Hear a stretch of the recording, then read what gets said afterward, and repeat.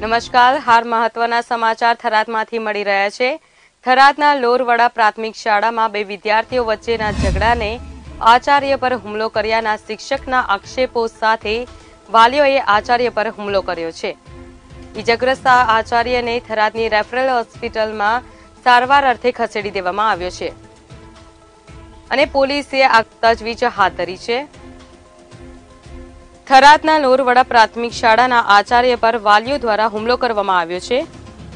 શાળામાં બે વિદ્યાર્થીઓ વચ્ચેના ઝઘડાને આચાર્ય પર હુમલો કર્યાનો શિક્ષકોના આક્ષેપ છે।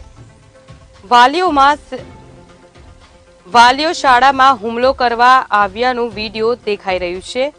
ઇજાગ્રસ્ત આચાર્યને થરાદની રેફરલ હોસ્પિટલમાં સારવાર અર્થે ખસેડવામાં આવ્યો છે।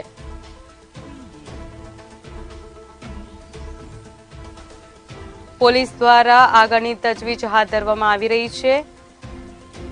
તો ફરી એક વખત આપને જણાવી દઈએ કે થરાદના લોરવાડા પ્રાથમિક શાળામાં બે વિદ્યાર્થીઓ વચ્ચેના ઝઘડાને આચાર્ય પર હુમલો કર્યાના શિક્ષકના આક્ષેપો સાથે વાલીઓએ આચાર્ય પર હુમલો કર્યો છે। વાલીઓ શાળામાં હુમલો કરવા આવ્યાનો વિડીયો વાયરલ થઈ રહ્યું છે।